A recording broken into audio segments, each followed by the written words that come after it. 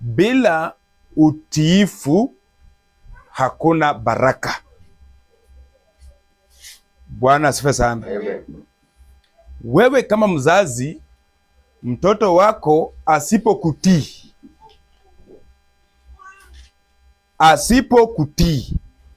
hata kama atafukuzwa karo shuleni, utakuwa na uzito wa kumshughulikia. Amen. Amen. Wakati watoto wengine utakuwa wanunulia nguo, yeye utakuwa namkumbuka wa mwisho. Ni kwa sababu gani? Amen. Ni mtoto ambaye amekuchosha, anakupatia msongo wa mawazo, anakusumbua. Ukimtuma haendi, ukimpatia mwelekeo hafuati. Sasa yeye ni mtoto ambaye amekuwa mtukutu katika familia yako. Katika ile familia yako, kwa watoto wako kwa mfano 10, unapata ni huyo mmoja ndiye amekuwa muasi, amekataa kuwa mtiifu.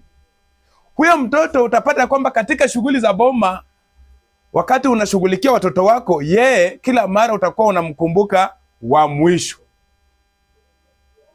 Bwana asifiwe sana. Amen. Lakini yule ambaye ni wa karibu na wewe, anatii sauti yako, ukimwonya anatii, anarudi katika njia. Unapata yule mtoto hata ukitembea unamuombea, Mungu linda huyu mtoto wangu. Hata unaweza jivunia mbele ya watu, useme kwa watoto wangu wote, huyu ndio siku moja atafanya nini? Anisaidia. Sawa, kufikia hapo nadhani kama nimeeleza vizuri. Sasa umeelewa kile ambacho najaribu kumaanisha, ya kwamba bila utiifu hakuna baraka. Mtu asiyetii, huyo mtu hakuna kitu ambacho anaweza pata kwako. Kwa mfano saa hizi nikikudharau, nikose kutii mwelekeo ambao unanipatia, sifai kutarajia chochote kutoka kwako. Amen? Amen. Sasa katika maisha ya Ukristo nataka tuangalie katika kitabu cha Kumbukumbu la Torati 28 kuanzia penyewe mstari wake wa kwanza hadi mstari wa 5. Na Biblia inasema hivi: itakuwa utakaposikia sauti ya Bwana Mungu wako kwa bidii kutunza kuyafanya maagizo yake yote ni kuagizayo.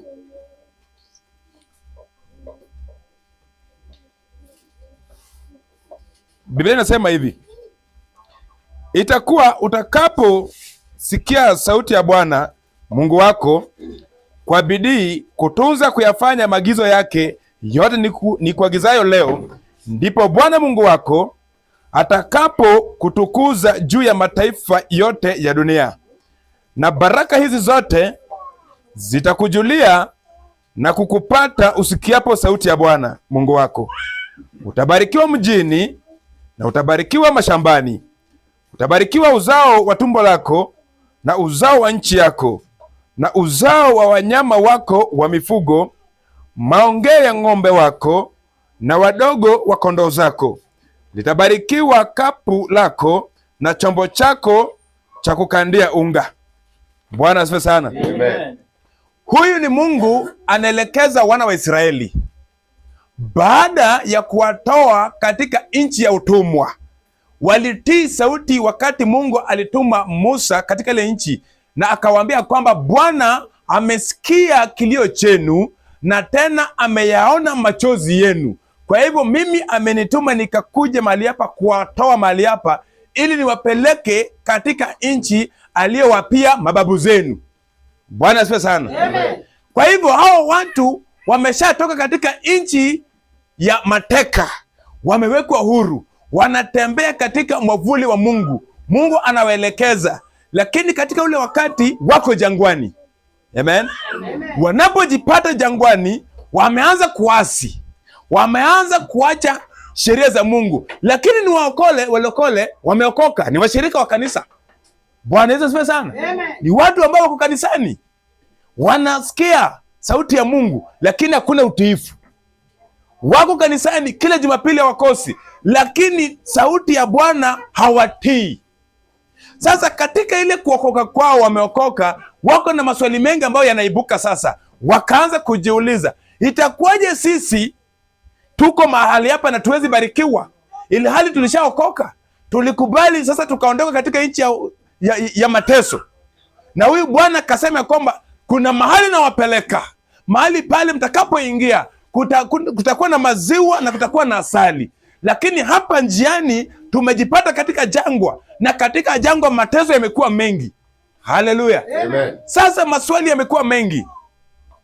Bwana anawakumbusha ya kwamba kuna yale yote ambayo mnayahitaji, lakini kumbuka kitu kimoja, ya kwamba mliasi, mlikataa kutii sauti yangu, mlikataa amri zangu, ila hali mnajifanya kwamba mnaniabudu, lakini amri ambayo niliweka katika mikono ya Musa akawaletea mliyakataa. Ijapokuwa mumeokoka, lakini mnatembea kwa mawazo yenu ya kidunia. Tunaelewana vizuri? Ijapokuwa wameokoka, lakini kuna vitu vingi ambavyo wanapovifanya, wanavifanya kimwili, wanavifanya kwa mawazo yao wenyewe, wanavifanya kulingana na uzoefu wao, wanavifanya kulingana na somo ya dunia, wanavifanya kulingana na tamaduni. Sasa hivyo vyote vinawatoa katika lengo la Mungu. Bwana Yesu asifiwe sana. Kitu ambacho nataka nikuambie kwa muda mfupi ni hili: mtu yeyote ambaye amekosa kutii sauti ya Mungu, mtu yeyote ambaye ameasi neno la Mungu, hata kama atakaa kanisani maisha yake yote, lakini hakuna baraka za Mungu ambazo zitampata. Amen. Amen. Lakini atakaa kanisani, anaweza kuwa mhubiri mzuri, anaweza kuwa mwinjilisti mzuri kama mimi. Ninapoamka na hubiri injili, watu wanasema kwamba injili imetubariki. Anaweza kuwa mchungaji mzuri ambaye amejua kulea kanisa, kanisa imepanuka, washirika ni wengi, watu wasema kwamba yule mchungaji akona neema ya kulea. Anaweza kuwa mitume mzuri ambaye anapanda makanisa, anaweza kuwa ni mwimbaji mzuri ambaye anaimba, anaweza kuwa ni nabii ambaye akisimama analeta ujumbe ambayo hauwezi caution, analeta ujumbe wa Mungu ambayo kila mtu anasema kweli ni Mungu ametenda. Lakini akiasi mwelekeo ambaye alipewa na Mungu, hakuna kitu kizuri ambayo huyu mtu atapata mbele za Mungu. Bwana Yesu asifiwe sana. Amen. Na ndio maana Mungu mwenyewe anaambia wana wa Israeli, kwa sababu ya haya mambo ambayo yamewakuta, sasa mkumbuke amri ambazo niliwapatia. Hakukuwa na amri nyingine tena. Mungu bado anawarudisha mahali pale. Kumbukeni kuna amri niliyowapa. Kwa hivyo mtakapoyafuata, mtakapoyatii na kuyafuata zile amri zangu, basi mimi Mungu nitafanya nini? Nitakubariki. Amen. Amen. Ni kwa nini watu wameokoka lakini wako katika masumbuko ya dunia? Ni kwa nini? Kwa nini tumeokoka lakini kuna uzito katika maisha? Ni kwa nini tumeokoka lakini hakuna kitu kizuri tunaweza pata? Kwa nini tumeokoka lakini bado unaweza pata muumini anafungiwa nyumba? Bwana Yesu asifiwe sana. Amen. Ni kwa sababu kuna mwelekeo aliyopewa na Mungu, lakini amekataa ule mwelekeo. Anasema kwamba mimi sitafuata hiyo, wacha mimi nifuate hii mwelekeo ingine. Amen. Amen. Ndio maana utatoka hapa useme kwamba japokuwa nimeokoka lakini hii imeshindikana, wacha nikimbie Mavueni, wacha niende kule Mombasa. Unapoingia mahali pale unaambiwa kwamba hata yule mke ambaye uko nayo, huyo si mke wako, mfukuze. Bwana asifiwe sana. Amen. Yule mke si wako. Huyo mume ambaye uko nayo, huyo ni mpango wa kando. Rudi kwa mke wako. Utakuwa confused maisha yako yote. Kwa sababu gani? Wewe umeokoka ndio vizuri, lakini kuna mwelekeo ambao Mungu alikupa. Alikwambia, wewe mwanangu, utakaponitumikia, utii amri zangu, hivi na hivi nitakuelekeza. Lakini wewe ukaangalia ile msukumo wa dunia. Kuna watu ambao wanaabudu kwa sababu ya msukumo wa dunia. Leo hii wamejaa katika makanisa kwa sababu ya msukumo wa dunia. Hapa leo unapata kuna watu ambao wamekuja kwa sababu ya msukumo tu. Bwana asifiwe sana. Amen. Lakini ile maagano ambayo Mungu aliweka mbele yake ya kwamba nenda hivi, utakapoenda hivi, basi mimi Mungu nitatenda hili, imekosekana. Amen. Amen. Na ndio maana utapata mtu anaanza huduma vizuri, unaona ni mtumishi wa Mungu, lakini baada ya muda fulani anaangalia wenzake, anasema ya kwamba mbona fulani ameenda mbio hivi, mimi niko nyuma. ataanza kujitafutia njia zake, aseme ya kwamba mimi sasa katika hili jambo mimi sitawezana, waje mimi pia nitafute nguvu zingine ili huduma yangu ipanuke. Kwa kweli itapanuka kwa mwezi wa kwanza, mwaka wa pili umepanuka, lakini wakati mambo yataharibika ni machozi. Bwana asifiwe sana. Amen. Tumeona wanawake wazuri ambao waliingia katika ndoa wakasema kwamba kwa sababu Mungu alinipatia huyu mwanaume na huyu ni wangu tu, sasa mimi pia wacha nitumie hekima ambayo Mungu alinipatia, nitafute dawa nimkamate nayo. Alipokamatwa kurudi hapa sasa mume amekuwa zuzu. Bwana Yesu asifiwe sana. Amen. Ni kwa sababu gani? Mungu alimpatia, akakosa kuruhusu Mungu akaweza kumwelekeza katika ile ndoa yake, katika ile kazi yake. Kuna watu ambao wanafungua kazi nzuri, lakini baada ya muda fulani anaanza kupanua tumbo, anatafuta madawa za kupanua biashara ili biashara isonge mbele. Wakati biashara inaanguka chini, ni maombolezo tu. Mungu anatukumbusha kwamba tutakapokumbuka amri zake aliyotupa, basi hapo ndio mahali sasa atatubariki. Bwana Yesu asifiwe. Amen. Baraka za Mungu hazina machozi, hazina kilio, hazina majuto. Bwana Yesu asifiwe. Amen. Ni vitu ambavyo vikifika vinafika na kudumu. Amen. Amen. Kwa hivyo ningependa kuambia jambo moja, ya kwamba turudi katika amri za Mungu. Leo hii makanisa tuko nazo, lakini zinaendeshwa katika amri za binadamu, zinaendeshwa na mwelekeo wa kibinadamu, zinaendeshwa chini ya tamaa za binadamu. Bwana Yesu asifiwe. Amen. Tumeacha kufuata mwelekeo wa Mungu. Kuna wale ambao walibadilisha mpaka mwito zao, walibadilisha mwito, walibadilisha. Huenda walikuwa ni wainjilisti, Mungu aliwateua katika kazi ya uinjilisti. Imefika wakati wameona uinjilisti inataka pesa mingi sana, lakini kuna kitengo kingine cha unabii. Wakati utatolea mtu unabii, anakuja na dhabihu. Unamtolea unabii, anakuja na dhabihu. Sasa mtu anaangalia, naona kumbe kitengo cha unabii ndio inavuna sana, wacha leo nikuwe nabii. Ndio maana wana manabii wa uongo wamejaa. Bwana Yesu asifiwe sana. Ndio maana utafunikwa tu na unasema amina, unadanganywa tu na unasema amina, kwa sababu wewe mwenyewe ulipotea mwelekeo, umeenda kwa yule ambaye pia alishapotea mwelekeo. Sasa nyinyi wote mnaelekea wapi? Kwa shimo. Bwana Yesu asifiwe sana. Amen. Tunafaa turudi katika akili zetu, tuambie Bwana, tunarudi katika njia zako. Ijapokuwa mwili ni dhaifu, lakini Bwana tutie nguvu. Ijapokuwa hiyo njia iko na makonge, iko na miba, lakini Bwana tutie nguvu. Ijapokuwa katika hiyo safari Bwana kuna kicheko, kuna kulala njaa, lakini ni sauti yako Bwana sisi tutafuata. Bwana Yesu asifiwe. Amen. Kuliko kuenda katika njia za mataifa, zile njia ambazo zinaonekana mzuri katika macho za binadamu, lakini machoni pa Bwana ni njia ambazo zinatuelekeza katika mauti. Bwana Yesu asifiwe. Amen. Ama hujajua kwamba kuna watu wengi wanaangamia na wako kanisani? Wako kanisani lakini wanaangamia. Mtu anakufa tu hapo ndani, anaozea tu hapo ndani. Na kwa sababu watu ambao wako kanisani pia, wengine wamejifanya mazuzu, hakuna yule ambaye yuko tayari kurekebisha mwenzake, kumwambia kwamba dada fulani, hii njia inakuelekeza kuzimu, hii ndio njia. Wanamwangalia tena, wanaangalia nyuma. Oh, mnaona hapo maisha ya mtu fulani. Bwana Yesu asifiwe sana. Amen. Hiyo sio injili. Injili ya Kristo Yesu ni ya kuelezana ukweli na kuambia watu ya kwamba hii ndio njia ambayo tunafaa tufuate. Kila mmoja abudu Mungu katika njia yake, abudu Mungu katika roho na katika ukweli, kwa sababu Mungu mwenyewe ni roho. Basi yote ambaye anataka kumwabudu lazima mwabudu katika hiyo roho na katika ukweli. Bwana Yesu asifiwe. Amen. Kuna watu ambao wako kanisani, wameokoka, wako na sheria za Mungu, lakini wakora kanisani. Mkora mbaya sana, hata kuliko yule mtu ambaye yuko nje. Mkikaa na yeye tu hapa chini na kupanga tu vizuri na mistari tu, anakuelekeza tu, anakupanga panga tu hapa. Ukitoka hapo unasema kweli, umeniambia ukweli. Lakini ameokoka. Bwana Yesu asifiwe sana. Amen. Anacheza tu karata ndani ya kanisa.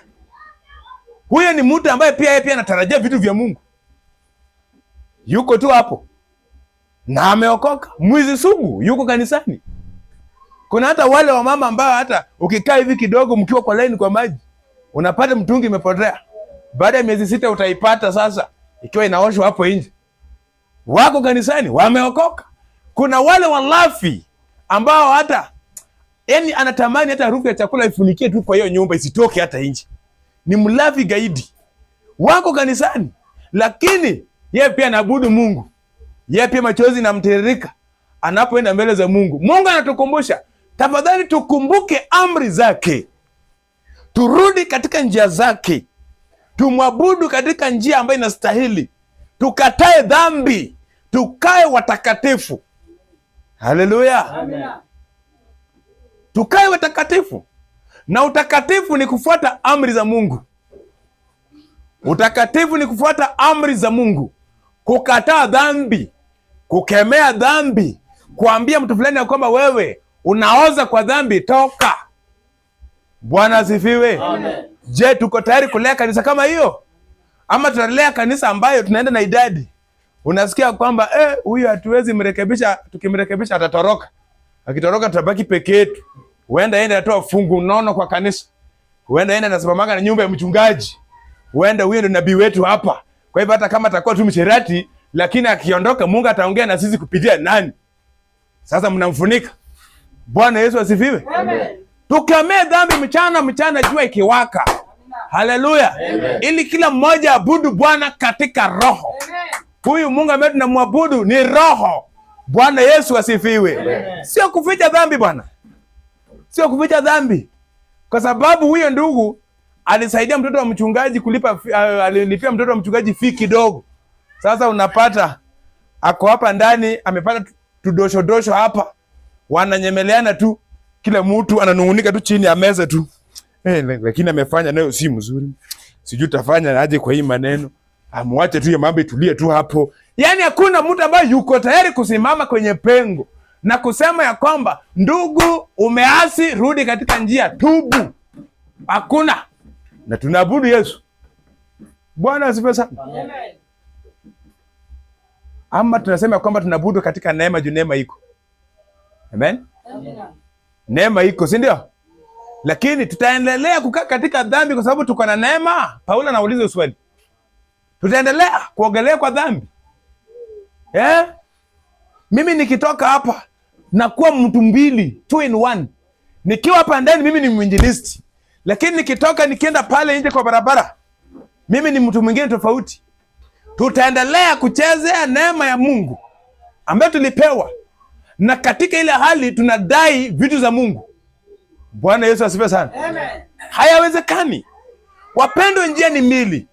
Na katika hizi njia mbili tunastahili tuchague. Hizi njia mbili ziko mikononi mwako. Tuko na njia ya uasi, njia ambayo inakuelekeza kuzimu. Na wanaoifuata wanaelekea kuzimu, jehanamu. Alafu njia ya pili ni njia ya uzimani, njia ya utakatifu. Wale wanaoifuata ni wale ambao wameamua wakajikana. Wakasema liwe liwalo, mimi nitakuabudu Bwana. Liwe liwalo, Bwana utakatifu utakuwa sehemu yangu. Bwana Yesu asifiwe sana. Amen. Hao ndio wale watu ambao wanaenda. Na ndio maana Biblia inasema kwamba ile njia ni njia panda, ni njia ndogo. Ni njia ambayo wale ambao wanaifuata ni wale wachache. Bwana Yesu asifiwe sana. Amen. Wale ambao wameamua kuifuata ni wale ambao wameamua na wakajiamini wakasema ya kwamba mimi nitafuata hiyo njia. Sio kutembea hivi. Bwana asifiwe sana. Amen. Sio kutembea hivi. Ya kwamba unatembea lakini unatembea lakini ukitoka hapa ukitoka hapa hata vikaa ambao unakaa, hata mtu akisikia kwamba ulikuwa kwa ibada anakushangaa. Unasikia anajiuliza, siku moja natamani nifikie kwa hiyo kanisa yenu nione. Ukisikia point kama hiyo, jichunguze sana. Kanisa yako unatamani sana siku moja nikuje tu nione. Na hapo amnakuja na wewe umeingia hapo na masengenyo. Jua kwamba huyo mtu ashakupima akaona hata heri yeye ambaye hajaokoka. Bwana Yesu asifiwe sana. Amen. Huo wokovu uko na gharama mpendwa. Ndiposa upate vitu vya Mungu lazima ujitolee. Uamue kujitenga na dhambi. Si ati unaogelea kwa dhambi kwa sababu toba iko. Nani anasema hivyo? Toba iko. Na Biblia inasema kwamba hautanusurika wakati utakuwa unatenda dhambi baada ya kujua.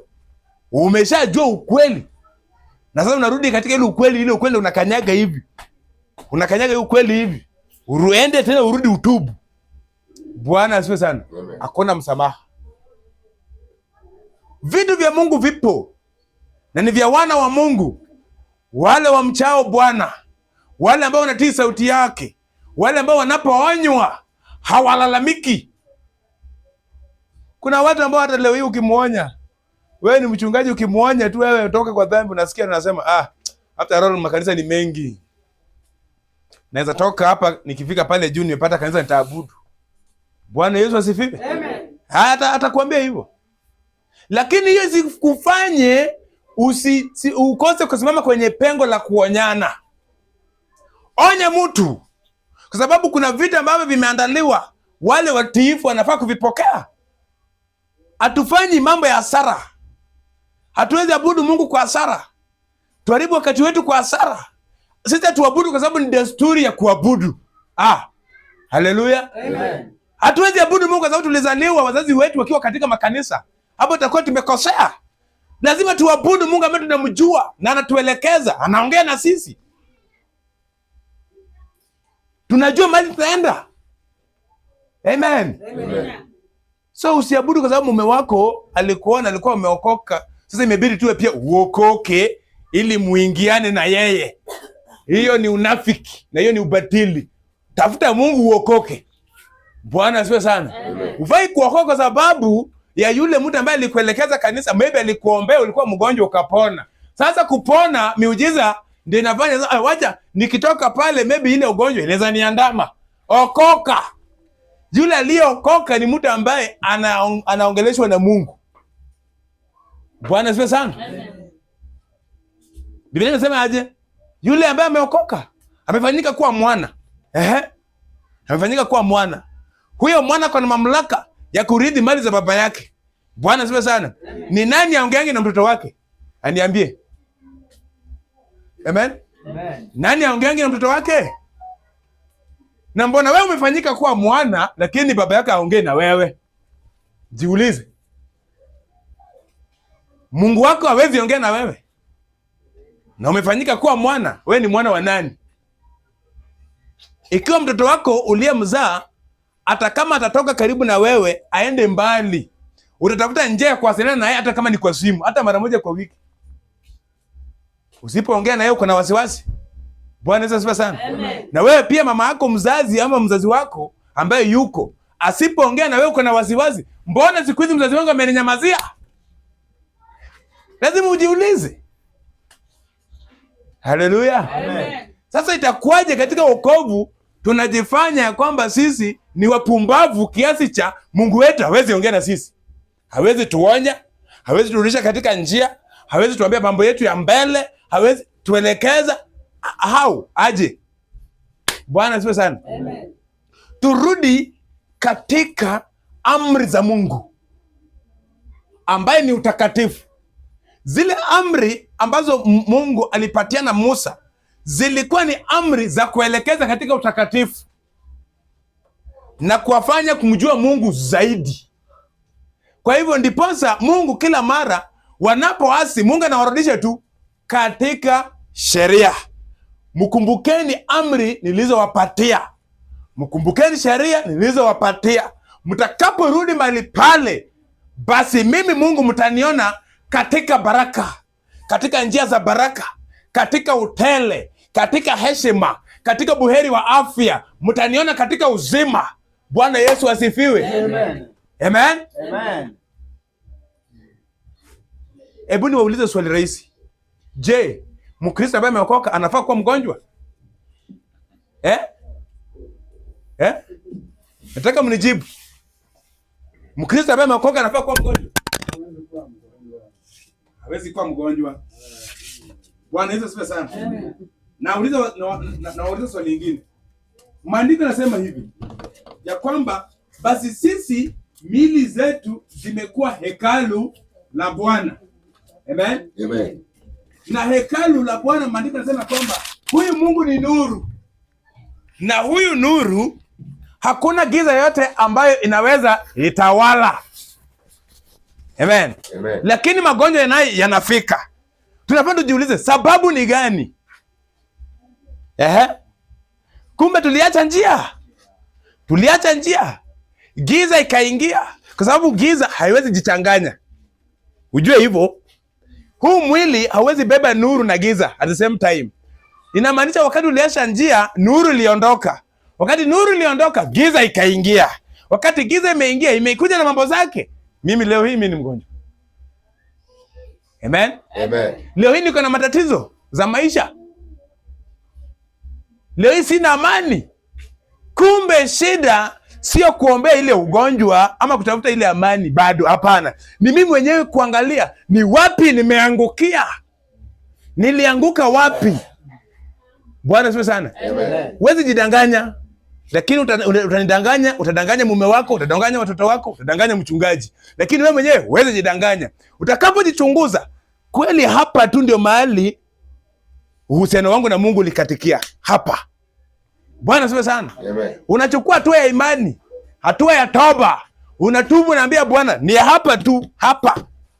Bwana, leo hii nilitamani ukweli, nilitamani hata nikaongea mambo machafu. Ni hapa Bwana, natubu. Nisamehe. Nikomboe. Rudisha uhusiano. Bwana asifiwe sana. Amen. Halafu nasonga mbele. Ndio maana leo hii wachungaji wanaweza pambana na kitu kanisani. Wanapambana na kitu. Imeombewa imeshindikana. Mwile ambaye anaombewa pia amejaribu hapa, ameona huyu mtumishi kama hana nguvu. Wacha nitafute tena kwingine. Pale pia ameombewa mpaka mtumishi anatoka na jasho, ameenda mpaka milimani amerudi, imeshindikana. Tatizo sio hiyo shida, tatizo ni huyu mtu.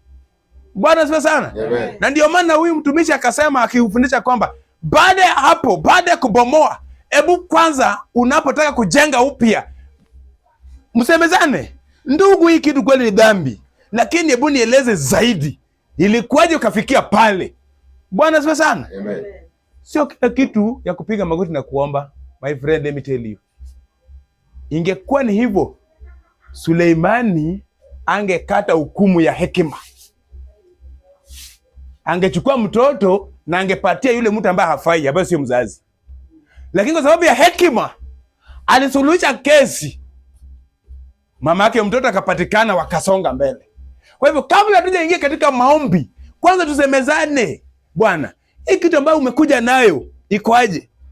Ama umewahi ona daktari ambaye mgonjwa akimfikia anamwambia, wewe ni mgonjwa, ingia hapa, sindano, sindano. Si wanamuulizanga maswali? Hii ugonjwa ilikuanza siku gani? Unasikiaje kwa mwili? Ama ulikula chakula ambayo imeharibika? Unakuanga na allergy? Mnasemezana. Alafu baada ya hapo anakupatia prescription ambayo inafaa na shida yako. Bwana asifiwe. Amen. Nikuulize swali, ikiwa uko na vurugu kwa ndoa yako, huenda wewe ndio mwenye midomo mingi. Alafu nikuambia kwamba wewe sasa leo ukifika, rudi mapema, lakini uweke maji kwa mdomo, ujaze hivi. Kwa sababu wewe ndio uko na mdomo. Mpaka usingizi kuchukue. Mtakuwa mmegombana kwa hiyo nyumba? Mtakuwa mmegombana? Hapana. Lakini kwambia piga magoti chini. Omba, tuombe tuondoe hii roho ya kelele kwa ndoa. Ukitoka tu hapa hivi na kuambia kwa mlango yako hivi pap kisirani, unalipuka zaidi hata kuliko venye ulikuwa umelipuka. Inamaanisha sio kila kitu inashughulikiwa katika hali ya ukawaida. Amen. Amen. Hali ya ukawaida. Tunataka kila muumini ambaye anasema ya kwamba ameokoka akaweze kupata vitu vya Mungu. Na vile vitu vinakuja katika kutii amri za Mungu, kutii sheria. Bwana asifiwe sana. Amen. Na kutii sheria inaanza kwako kwa nyumba yako, my friend. Hata mzazi wako, mtoto wako hawezi kutii kama wewe mwenyewe kwa nyumba yako hakuna heshima kwa hiyo ndoa. Hakuna utiifu kwa hiyo ndoa. Mtoto wako pia kitoka hapo siku moja akioleka kama akioa, utakuwa unasikia ni ngumi kwa ukuta, ni kama mtu anataka kutoka kwa ukuta. Alafu unaanza kusema kwamba mbona unapigaga mke? Na wewe na umepigwa mpaka uzee. Bwana asifiwe sana. Amen. Kuna mambo mengine ambayo lazima turudi katika njia kama watu ambao wameokoka. Katika utiifu inaanza na wewe mwenyewe kwa nyumba yako. Unasema kama mimi haya maisha ambayo Mungu amenipatia katika hii nyumba nitaishi kulingana na mapenzi yake, sio kulingana na mapenzi yangu, kulingana na mapenzi yake, kwa sababu wewe mwenyewe haukujiumba. Anaambia Yeremia kwamba mimi nilikujua hata kabla sijakutia tumboni la mama yako. Wakati hata mama yako mwenyewe hakujua kwamba ako na ujauzito, tayari nilikuwa nimeshafanya nini? Nimekuchagua na nimekupatia kazi.